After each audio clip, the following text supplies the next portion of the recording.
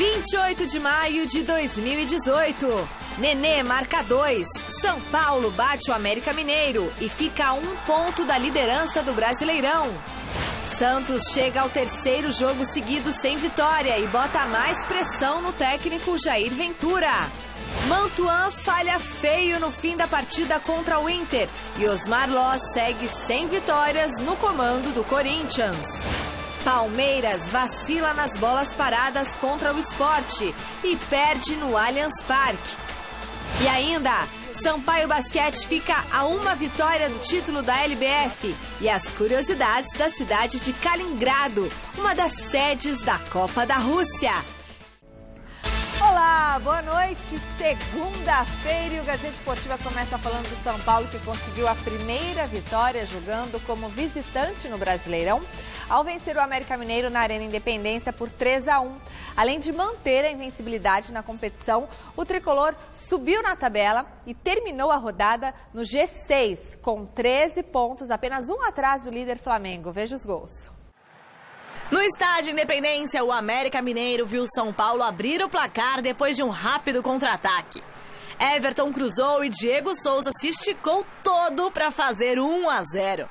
O empate do Coelho veio 5 minutos depois. Rafael Moura recebeu na grande área e com tranquilidade tirou de Sidão para deixar tudo igual. Nos acréscimos do primeiro tempo, o Nenê recolocou o São Paulo na frente batendo pênalti. E no segundo, o próprio Nenê, agora em cobrança de falta, definiu o resultado. 3-1, São Paulo, único time invicto do Brasileirão. O importante é que o time tivesse a personalidade e a vontade de vencer. E fizemos um jogo bom, acho que foi merecido. São Paulo, fundamentalmente no segundo tempo, mostrou uma superioridade total y bueno, fue una victoria importante. Si es en casa o fuera, son 3 puntos todos y entonces tenemos que valorar y pensar en un próximo juego. No ten tiempo de conmemorar. Estamos perto de un juego importante, cuarta, y ahí tenemos que estar. Grande noite para você que acompanha o Gazeta Esportiva, de volta ao programa. Eu voltei, estou de volta. E aos fogos. Agora conta pra gente, divide aqui, vamos conversar, falar dessas férias. Onde você foi, homem? Estou aqui para falar sobre futebol. Ah lá. Tá vendo só? E falando de futebol, essa volta... Me deixou no vácuo. O Flávio tá olhando com uma cara que é melhor não falar nada. Bom... Voltando até com boa notícia para o São Paulino. Quem diria que São Paulo estaria aí brigando pela liderança do campeonato? O Chico Lang disse que vai ser campeão. Não só o Chico Lang, mas a vidente que participou. Vidente não, era uma taróloga que participou do Mesa Redonda. Disse isso. Eu ouvi assim com certo, não vou dizer desdém, mas com desconfiança. De qualquer forma, o São Paulo pode, já na próxima rodada, de repente, ou na outra... assumir a liderança do Campeonato Brasileiro pela primeira vez em 3 anos. Que, convenhamos, é um feito e tanto. E olha, tudo bem que não vale a comparação. O Corinthians tinha um time formado, tinha um sistema de jogo definido pelo Carille. Mas quem apostava, por exemplo, que o Corinthians seria campeão ano passado? Não. Quase ninguém. Quer dizer, é difícil para o São Paulo? Mas não acho tão impossível não, viu? O time não está jogando tão bem, mas está vivendo um momento assim que é o suficiente para garantir confiança. As coisas estão acontecendo e, de repente, o Nenê também, que era um jogador que chegou no clube com certa desconfiança. O próprio Diego Souza, quase foi negociado, tem feito gols. Aí o Nenê fez 2 ontem, 1 de falta. O futebol brasileiro está até carente de gols de falta. Ele falou, sabe, não sei não, hein, dá para, sabe... São 10 jogos, né, Celso, sem perder? É o único invicto do Campeonato Brasileiro. Não sei não, de repente pode chegar. Flávio. Bom, boa noite, Celso. Boa noite, Michel, amigos do Gazeta Esportiva. O São Paulo não perdeu até agora, quebrou ontem a invencibilidade do América em Minas. O América não tinha nem empatado lá pelo Campeonato Brasileiro, tem 100% de aproveitamento. Mas ainda é muito cedo, né? Vamos devagar, a gente sabe como é que funciona o São Paulo. A gente não sabe até quando o Aguirre fica, porque ele pode ir para a seleção do Uruguai no meio do ano, depois da Copa do Mundo. Nossa, aí vai dar uma azar. Isso está no contrato. A gente sabe que a diretoria do São Paulo é louca para vender o jogador, né? São Paulo assumir a liderança, que eles vão distribuir panfletos. Tá? Tem um monte de jogador aí e tal. Então, se a diretoria não atrapalhar, o São Paulo pode fazer alguma coisa. Não acredito em título, mas pode chegar numa condição legal, brigar por uma Libertadores, uma coisa que já seria muito bom com tudo que tem acontecido por lá. Mas, enfim, tem que curtir mesmo. E se a gente for olhar a tabela do campeonato, o São Paulo é o único dos 4 primeiros que joga em casa no meio de semana e com o Botafogo, que não é lá grande coisa. E tem jogos difíceis, Flamengo, Fluminense, o Atlético, são os times que estão na frente. De repente pode assumir a liderança até agora, no meio de semana. No final de semana, o jogo é com o Palmeiras em Palmeiras. Aí a cobra fuma, mas é uma maneira também do time, só usar uma palavra que é muito importante, confiança. Quando você está mais confiante, a coisa funciona melhor. E o Palmeiras não tem conseguido exatamente sossego jogando na casa dele. Daqui a pouco a gente vai até falar do que aconteceu no final de semana. Então, vamos ver. Não, e o São Paulino também tem que comemorar, porque desde 1996... não atingir essa marca de 10 jogos assim, sem perder. Desde 96, já igualou 96 e se vencer o Botafogo na quarta-feira... No ano do tricampeonato com o Muricy não chegou, não? Então, eu acho que... a gente fez um levantamento e vou dar uma checada de novo. Eu acho que o São Paulo teve uma marca maior com o Muricy na campanha do tricampeonato. Não, teve 20 jogos. Isso. Não, mas é que assim, em 96 foram 10. Aí o Muricy foi depois. E aí, porque se você for esperar dar 20 jogos, já é demais, né? Vamos comemorar os 10 jogos, marca de 1996. Então, vamos ver o que aguarda aí o São Paulino. Se vencer o Botafogo agora, já ultrapassa essa marca de 96. E a enquete do site gazetesportiva.com é sobre essa boa campanha do São Paulo no Brasileirão. A gente quer saber o seguinte: você acha que o São Paulo alcança a liderança antes da pausa para a Copa do Mundo? Sim ou não? Participe votando no site gazetesportiva.com, o resultado no final do programa de hoje. Eu acho que sim. Eu também acho que sim, acho possível, não é nada absurdo, não. E aí, Flávio? Possível mas não acredito que o São Paulo vire a Copa do Mundo como líder. Acho que não. Não? A pausa não termina como líder? Eu acho que não. Ele pode até assumir nesse meio de semana, porque é uma rodada legal. Claro. Aí no fim de semana tem o Palmeiras, mas a princípio não acredito. No Beira-Rio, o Corinthians bem que tentou, fez 1-0 no Internacional logo no começo do jogo, mas levou a virada após uma falha grotesca do lateral direito Mantuan, que acabou deixando o campo chorando. Tadinho. Veja os gols. No Beira-Rio, Matheus Vital abriu o placar para o Corinthians diante do Internacional aos 4 minutos de jogo. Depois do intervalo, Leandro Damião pegou o cruzamento da esquerda e deixou tudo igual, 1-1. E quando tudo parecia definido, Mantuan falhou feio já nos acréscimos do juiz e deu a bola de presente para Rossi. 2-1 Inter, placar final. Logo após o fim da partida, o jovem jogador do Corinthians chorou bastante por conta do erro e foi consolado por atletas das duas equipes.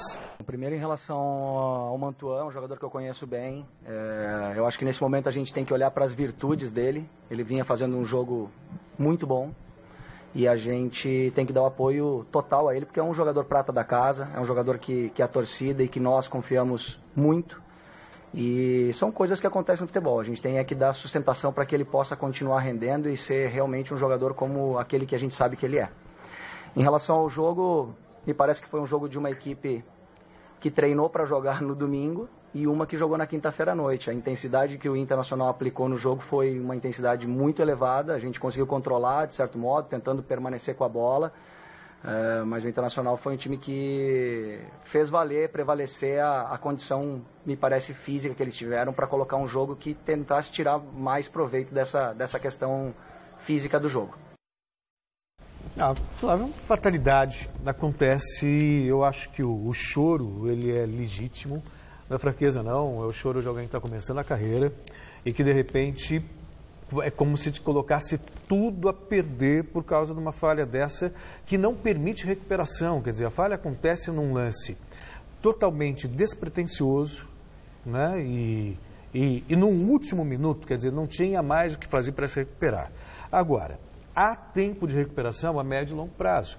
Eu acho que o Mantuan tem um exemplo dentro do próprio Corinthians, um outro jovem, o Pedro Henrique, também falhou uma vez numa Copa do Brasil, na mesma circunstância, deixou o campo chorando também, arrasado, e de repente teve outras oportunidades e pôde comprovar o valor dele. Quer dizer, Então, bom, não precisa ir muito longe. Liga dos Campeões da Europa, na final, daqui a pouquinho a gente vai mostrar a infelicidade do goleiro do Liverpool. São coisas que acontecem, sabe? Deve ser... Eu não queria estar na pele do Mantua, mas eu acho que, apesar do desespero na hora, do drama do momento, há tempo de recuperação e tem que ser dada toda a confiança e dar confiança para que ele realmente possa se recuperar emocionalmente, Flávio. Eu não gosto desse quadro, Parece que morreu alguém, morreu a mãe, ó. Tá vendo? Isso aí não pode acontecer. Força mantuana. Exagerado, é ridículo. Ele é um profissional de futebol, é um jogador de futebol. É óbvio que é um garoto, é claro que tem que receber força, mas vamos devagar, está muito exagerado. Tá uma coisa absurda. Ele tem tudo pela frente, também entendo que os clubes não se preparam em preparar o aspecto psicológico dos jogadores, isso é um grande problema. E é muito diferente no caso do Karius, que é um jogador fraco, e já era contestado, e ele perdeu uma Champions League. Né? É um pouco diferente. Aqui é um jogo, dá para você recuperar, não nesse jogo, claro, dá para você recuperar lá na frente. Isso é um exagero. Uma coisa... Ainda assim, ele ficou lá no chão uns 2 minutos e ninguém foi dar bola. E vão os jogadores do Internacional. Morreu a mãe do cara. Calma, vamos devagar. Vamos preparar melhor as pessoas para isso. Vamos parar com esse negócio de vida ou morte. O futebol precisa ser visto um pouco mais como esporte aqui. Tem muito bandido no futebol, e os bandidos eles geram uma pressão que ela está ficando insuportável. Sim. O jogo ele está sendo vida ou morte e não pode ser tratado assim. Tem que ser um esporte onde o cara tem que estar bem preparado, bem condicionado para jogar uma partida de futebol. Não morreu ninguém, não aconteceu nada. Tem muito bandido, nós precisamos afastar os bandidos que criam uma pressão enorme e que gera esse nível baixo no futebol, onde o cara joga pelo desespero, o cara joga como se fosse o último jogo da vida, não se curte o resultado, não se faz nada. Então todas essas coisas têm que ser olhadas, e isso é um exagero muito grande. Talvez também a maneira como se vê. Quando um goleiro falha, ou um zagueiro, no caso do Mantuan, falha e resulta num gol para o adversário, gera uma comoção muito maior de quando o atacante está lá na frente, com um gol escancarado na frente dele, livre, e ele manda para fora. Não tem o mesmo peso, mas deveria ter.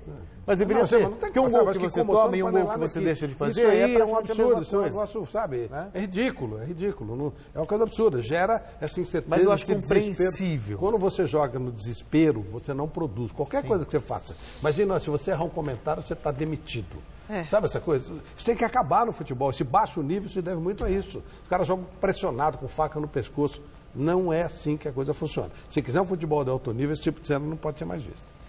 Bom, e a gente fez uma estatística lá no site comparando nesses 2 primeiros jogos o Corinthians do Carille com o do Loss. E não há uma diferença muito gritante, assim, em números. Claro que a equipe tomou mais gols, mas também você tem que considerar que o Cássio não está presente.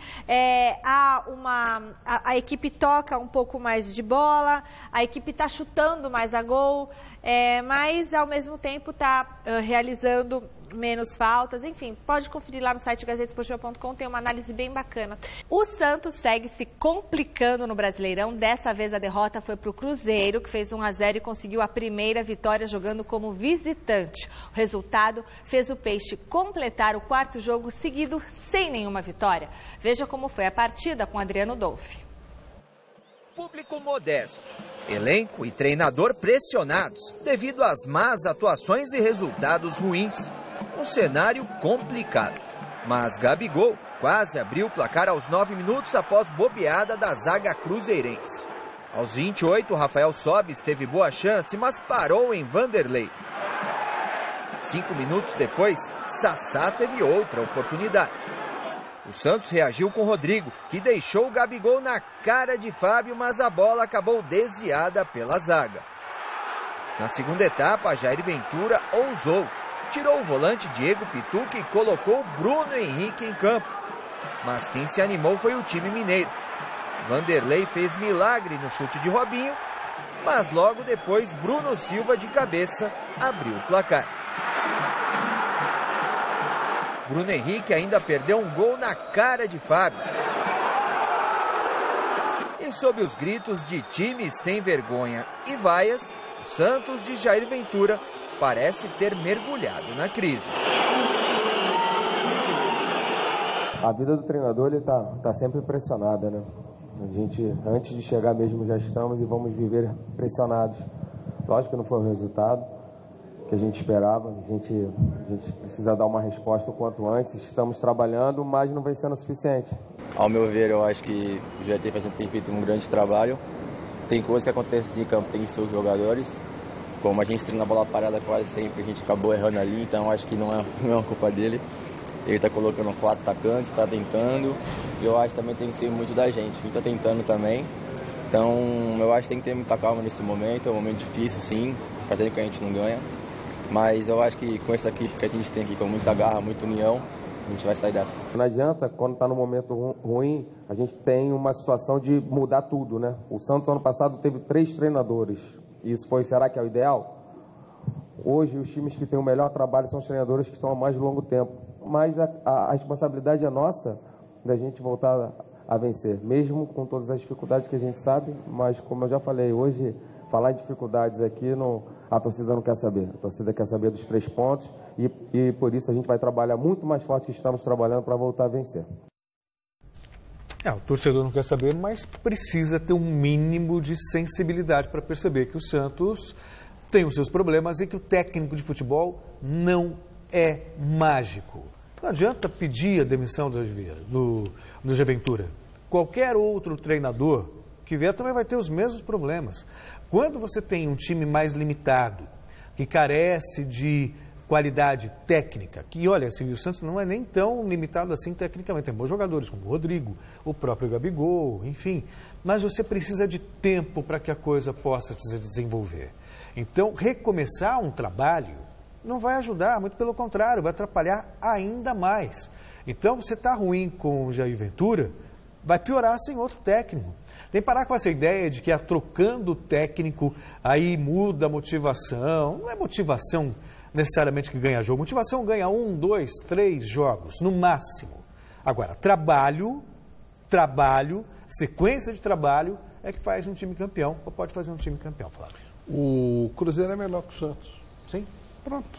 Tem mais elenco, está mais sempre treinando, tem um treinador mais experimentado. Pronto, é isso. E o Santos acertou, mantendo o técnico, senão ele vai voltar para estaca zero.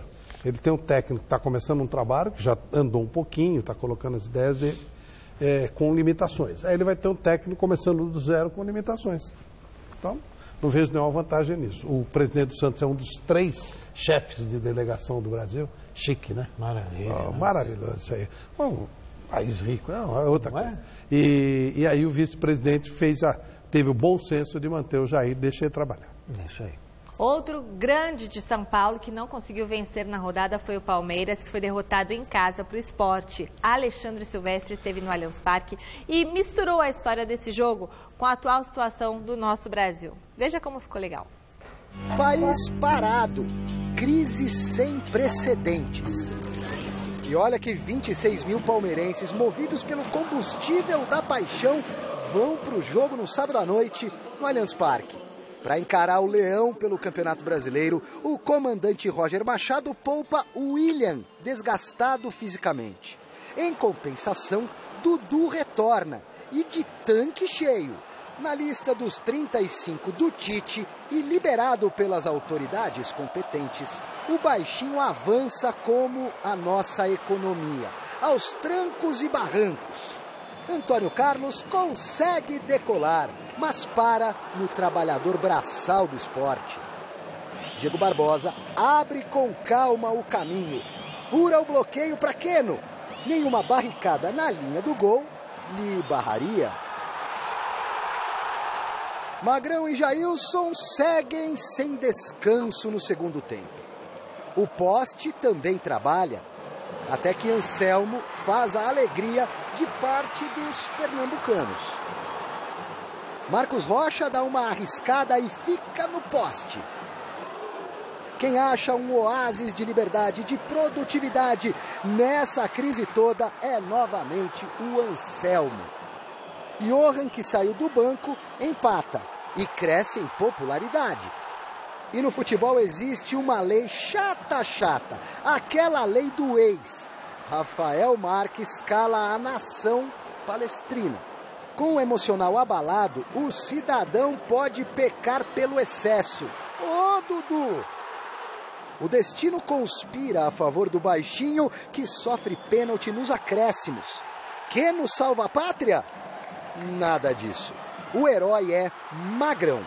E se os postos de gasolina do Brasil sofrem com a escassez de combustível, quem estoca 3 pontos importantes é o Sport, com essa vitória fora de casa no Brasileirão. Foram 3 pontos importantíssimos no campeonato que nós deixamos dentro de casa. A estratégia do adversário foi muito bem feita. Como eu disse, a gente tomou 2 gols de bola parada que a gente não vinha tomando há muito tempo. E a bola parada decide jogos importantes, como já decidiu a nosso favor. Nós poderíamos ter empatado com a penalidade no último lance do jogo, mas não aconteceu. Agora é levantar a cabeça e trabalhar para esquecer esse revés e voltar para o campeonato. Não é uma derrota fácil de digerir, ainda mais que ela ocorre em casa, mas faz parte. Acontece, o Corinthians foi campeão ano passado, não foi? Perdeu para o Atlético Goianiense e perdeu para o Vitória em casa. Então, um tempo de recuperação o Palmeiras tem, que não pode também achar que a casa caiu por causa de mais uma derrota. Claro. Não, o Rogério é um cara muito inteligente e ele, por certo, sabe que o time do Palmeiras está com dificuldade de impor o ritmo de jogo quando ele tem que atacar. Fora de casa, o Palmeiras está perfeito. Ele já se assentou, já se ajeitou. Jogando em casa, ele está encontrando dificuldade de manter o ritmo. Ele não consegue. Porque tem que tomar iniciativa, né? Tem que tomar iniciativa, deixa alguns espaços. É normal de time em fase de montagem. E o Palmeiras está montando, mais que um time, está montando um sistema para poder ser adotado. Então é natural esse tipo de coisa, mas é óbvio que perder do Sport em casa são 3 pontos que, né? Que você não deveria perder. Vai ter que buscar em algum lugar. Claro. Vai ter que buscar ou em Grêmio ou em Cruzeiro. Um dos candidatos. Vai ter que buscar em Atlético Mineiro, vai ter que jogar lá e ganhar. Não tem jeito. Falando em Palmeiras, queria mandar um abraço para um palmeirense, um telespectador querido, que tá triste porque o Palmeiras perdeu, mas por outro lado está feliz que ele faz aniversário hoje. Quem é? O senhor Paulo Artese, palmeirense, está fazendo 74 anos e acompanha sempre a gente. Então, ó, seu Paulo, sinta-se abraçado. Parabéns, feliz aniversário. Manda um beijo para ele também. Seu Paulo, vem cá, dá um abraço. Um beijo, feliz aniversário. 74 anos é uma criança ainda, gente. Nossa expectativa de vida é até 100. Então, ó, muita saúde, muita felicidade pro senhor. Faça caminhadas regulares, tome solzinho, reponha a vitamina D, tá bom? Beijo, felicidades. E eu, a doutora, né? Ai, tenho uma vontade de fazer medicina, gente, só me falta tempo. Dá tempo. Dá tempo, a vida é longa. Olha, mas 6 partidas completaram a 7ª rodada do Brasileirão, que tem o Flamengo isolado na liderança com 14 pontos. Só um jogo terminou em 0-0, no clássico entre Paraná e Atlético Paranaense do Flávio Prado e do Fernando Diniz, no estádio Dorival Brito. Veja os gols dos outros jogos. Pela 7ª rodada do Brasileirão, o Atlético Mineiro recebeu o Flamengo e perdeu a partida por 1-0. O único gol do encontro foi marcado por Everton Ribeiro após falha do zagueiro Emerson. No Maracanã, o Fluminense bateu a Chapecoense e por 3-1. Pedro fez o primeiro a favor do tricolor carioca depois da sobra de bola na pequena área. Marcos Júnior aproveitou o toque errado de Douglas para o goleiro Jandrei e ampliou o placar 2-0. Na etapa complementar, Arthur Caíque cobrou falta, a barreira abriu e a bola entrou no cantinho, 2-1. Para fechar, Pedro recebeu dentro da área e bateu forte no alto. Essa foi a 2ª vitória seguida do Fluminense no Campeonato Brasileiro. Na Fonte Nova, o Vasco conseguiu segurar o Bahia até os 21 minutos do segundo tempo, quando o Elber abriu o placar. Quase no final, Zé Rafael aumentou a vantagem do time baiano e complicou a vida dos cariocas. E nos acréscimos, Regis definiu o resultado em Salvador. Bahia 3, Vasco 0. No Rio de Janeiro, o Vitória fez 1-0 para cima do Botafogo com Denilson de carrinho. 5 minutos depois, Chiesa deixou o dele e definiu o empate no Engenhão. 1-1. O Grêmio visitou o Ceará e voltou de Fortaleza com uma vitória na bagagem. Tony Anderson saiu do banco de reservas para garantir os 3 pontos ao time gaúcho. 1-0 e fim de papo. Ai, gente, a gente tem que ter muita coisa para conversar com o Celso. 3 semanas longe dele, então a gente tem muito papo para falar e o programa tem que seguir. Vamos lá, pessoal. A briga pelo G4 da Série B segue forte. Olha só. O Coritiba entrou no G4 da Série B depois de vencer o Vila Nova no Couto Pereira por 2-0. Chiquinho e João Paulo garantiram a vitória com um gol em cada tempo. Uma posição acima está o Avaí. O time catarinense subiu 2 posições após bater o Paysandu por 3-1. Rodrigão, Guga e Rômulo construíram o placar da 4ª vitória da equipe na competição. Avaí e Curitiba estão com o mesmo número de pontos. Fortaleza e CSA ainda são os líderes da Série B. No sábado, o Real Madrid, Cristiano Ronaldo, que homem maravilhoso, contou com a ajuda do goleirão Lórios Karius, que nome, para superar o Liverpool. Jonas Campos esteve no bar do Sérgio, ex-goleiro do Palmeiras, para acompanhar esse duelo. Dia de final de Champions e olha só a boleirada marcando presença no bar do Sérgio, ex-goleiro e ídolo do Palmeiras, que agora se arrisca em outro ramo. Todos eles ligados lá em Kiev, na Ucrânia, no duelo entre Real Madrid e Liverpool. Dessa vez, eu espero que o Liverpool possa ser campeão, porque eu acho que mudaria um pouco o conceito daquilo que é chegar a uma final. E esse time há muitos anos precisa desse título, né? Acredito muito também na força que o Real tem, jogadores muito experientes, então vai ser um jogo muito complicado para o Liverpool. Ainda fico meio que na dúvida, mas eu acho que o Real acaba levando. Eu acho que os dois goleiros, com certeza, quando se trata de uma final, você já tem que entrar ligado. Então isso aí já é natural. Agora, eu acho que o goleiro do Liverpool vai ter mais trabalho. O goleiro do Liverpool vai ter mais trabalho.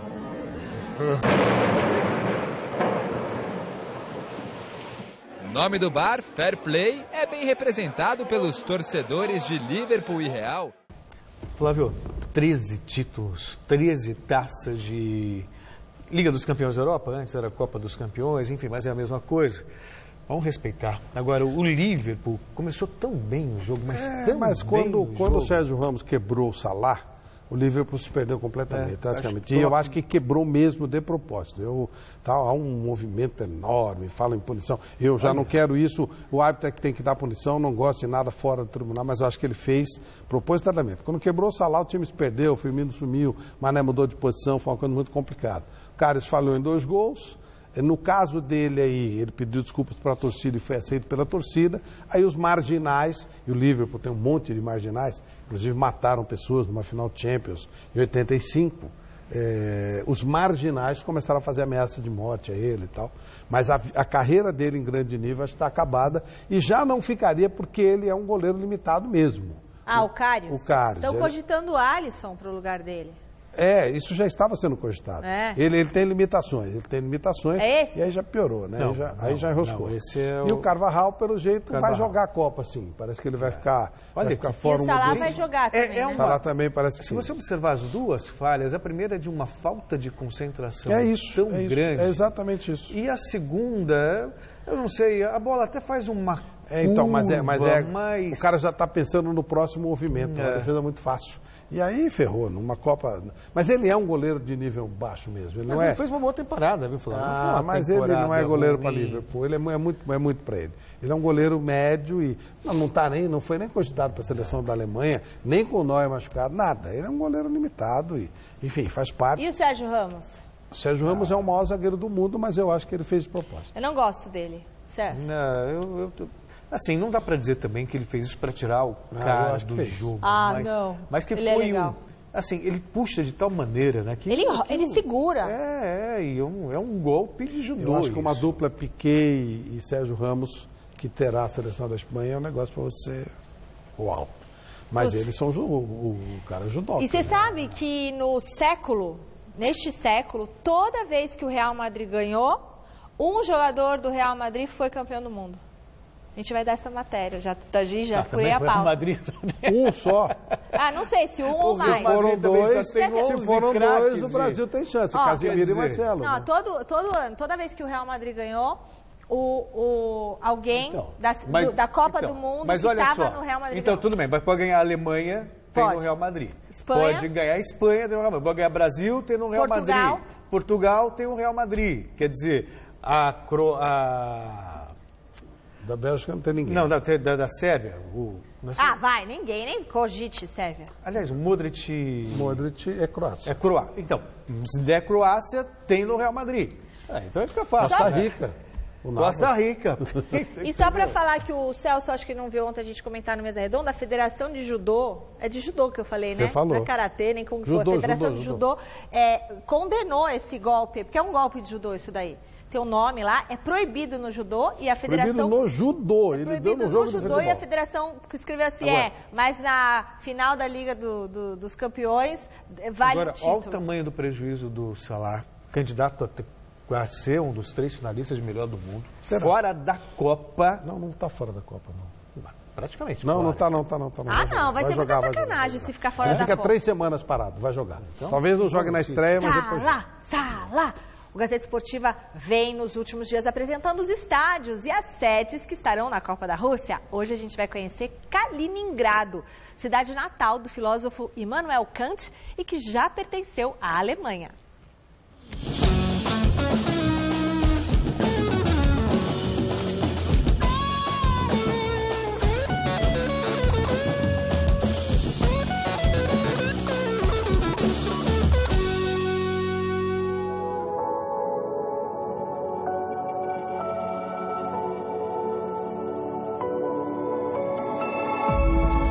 Kaliningrado é a única das 11 cidades sede da Copa que não está dentro da Rússia.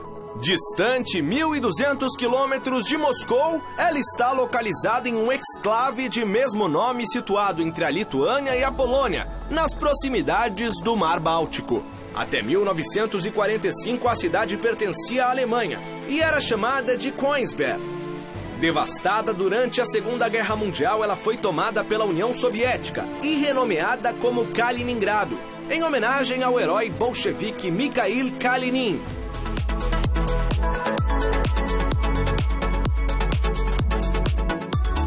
Famosa por ter sido o local de nascimento do filósofo Immanuel Kant, ainda quando se chamava Königsberg, Kaliningrado conta atualmente com quase 500 mil habitantes. Uma das áreas mais visitadas da região é o Istmo da Curlândia, na fronteira com a Lituânia. Trata-se de uma faixa de terra com 98 quilômetros de extensão, situada entre o Mar Báltico e o Lago da Curlândia. O local é considerado Patrimônio Mundial pela Unesco. Pela cidade, a arquitetura gótica dá o tom nas construções. Destaque também para a grande produção e comércio de âmbar. Cerca de 90% da reserva mundial da resina fóssil concentra-se na região. Existe inclusive um museu dedicado a esta preciosidade. Outra joia da cidade começou a ganhar forma em 2015. Com capacidade para 35 mil pessoas, o estádio de Kaliningrado foi construído em uma ilha, numa área que até então era um pântano, e precisou ser drenado antes do início das obras. A arena foi a 7ª a ser inaugurada, e o primeiro jogo teste foi disputado entre o FC Báltica, equipe de Kaliningrado, e o Krylia Sovetov. No duelo válido pela 2ª divisão russa, o Báltica venceu por 1-0. Já considerado por alguns como o caldeirão da Copa devido à sua atmosfera, o estádio de Kaliningrado receberá 4 jogos da fase de grupos. Croácia e Nigéria, Sérvia e Suíça, Espanha e Marrocos, e Inglaterra e Bélgica.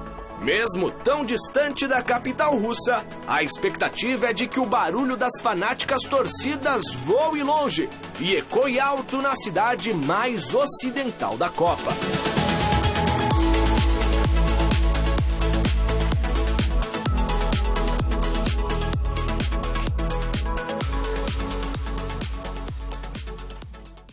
Contagem regressiva para a Copa do Mundo. Tô animada, mas é que a situação do país está triste, está complicada. Não tô sentindo um clima ruim no ar, nem pintei a minha rua ainda. Nem sei se vou pintar, né? Porque ninguém está muito no clima.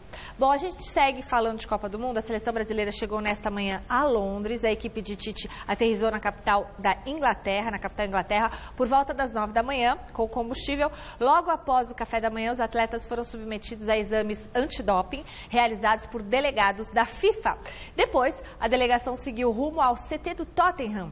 Depois de alguns exercícios físicos na parte interna, os jogadores foram a campo para um trabalho em campo reduzido, com 2 times, mas sem qualquer indicação de divisão entre titulares e reservas. A seleção ficará treinando no local em 2 períodos até sexta-feira, dia em que viajará a Liverpool para o amistoso contra a Croácia, marcado para o próximo domingo. Finalistas da Champions, Firmino, Marcelo e Casemiro só se apresentam à seleção na quarta-feira. Estão descansando, justo, né? E o assunto agora é a decisão da Liga de Basquete Feminino. No jogo 3 da série decisiva, Sampaio e Veracruz Campinas fizeram mais um duelo equilibradíssimo que só foi decidido nos segundos finais.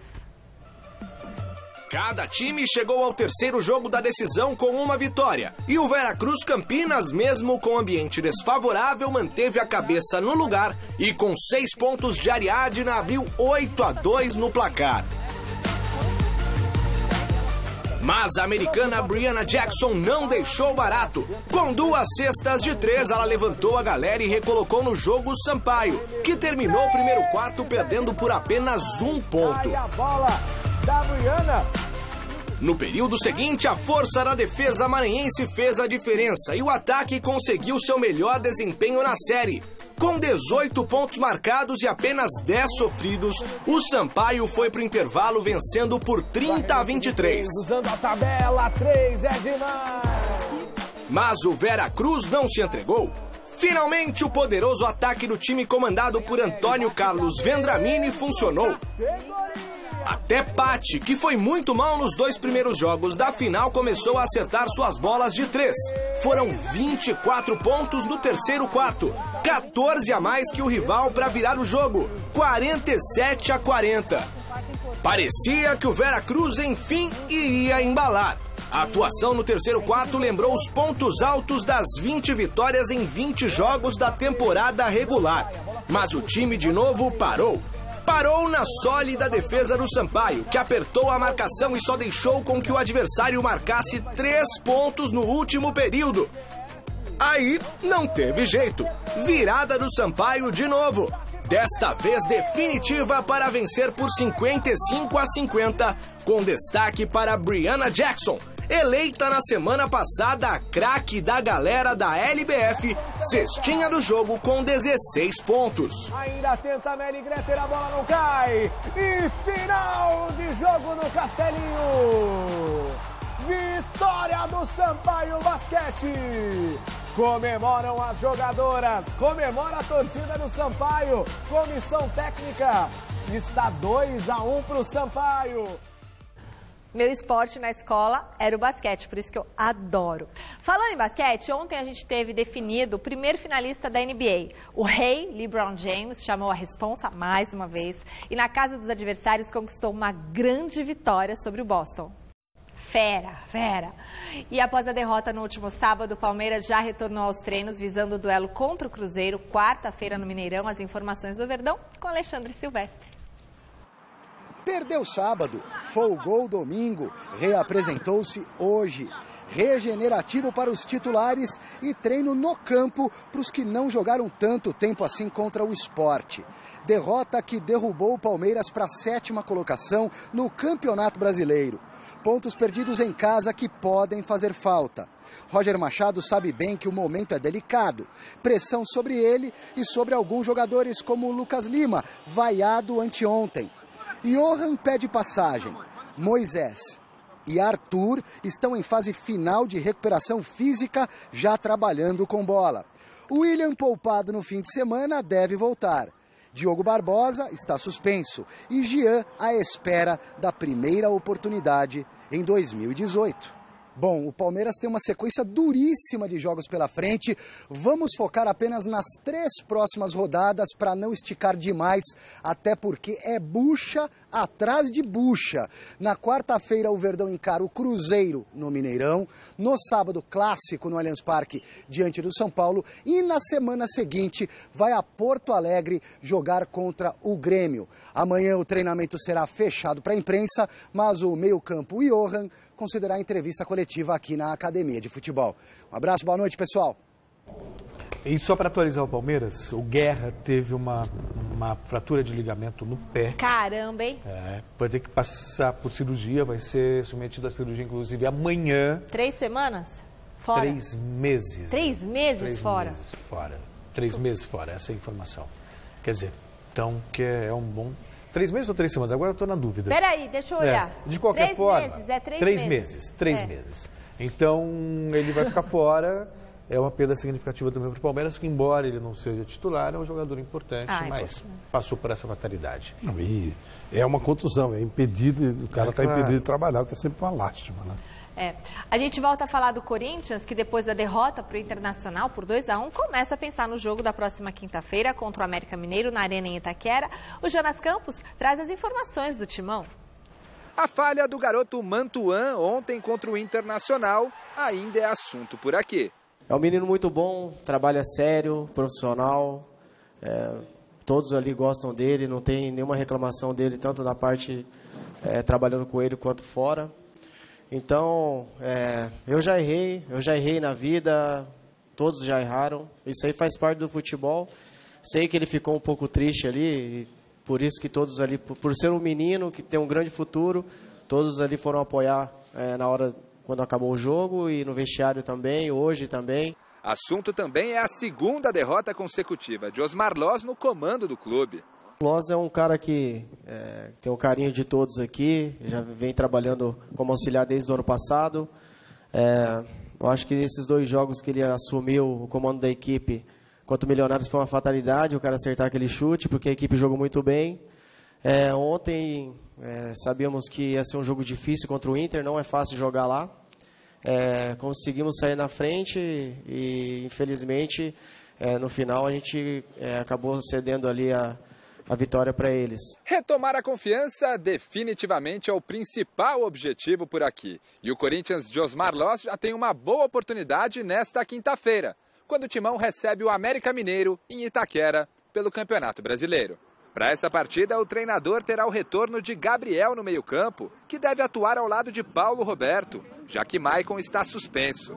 Pedrinho também pode voltar ao time. E Osmar Loz ainda aguarda por Rodriguinho, que não enfrentou o Inter por conta de um procedimento dentário, e Romero, que sentiu o adutor no jogo de ontem. 3 dias de trabalho para definir a equipe e, quem sabe, conseguir a tão aguardada primeira vitória. Quem começa a semana em alto astral é o São Paulo, que na quarta-feira recebe o Botafogo no Morumbi. Adriano Dolfi foi conferir a segunda-feira do Tricolor. Tempos felizes para o São Paulo de Diego Aguirre, dormindo no G4 do Campeonato Brasileiro após 82 rodadas. E o único invicto no torneio. Mas o treinador já se mobiliza para pensar nos problemas que vai ter na escalação no duelo desta quarta-feira contra o Botafogo do Rio, no estádio do Morumbi. No meio-campo, o Hudson está suspenso.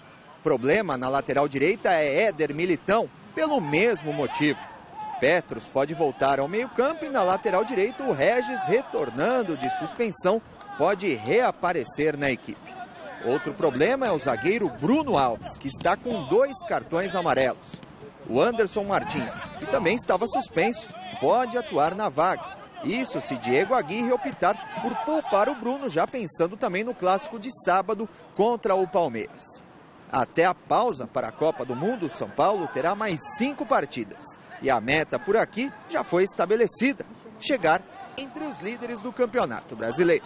Do CT da Barra Funda, Adriano Dolfi, para a TV Gazeta.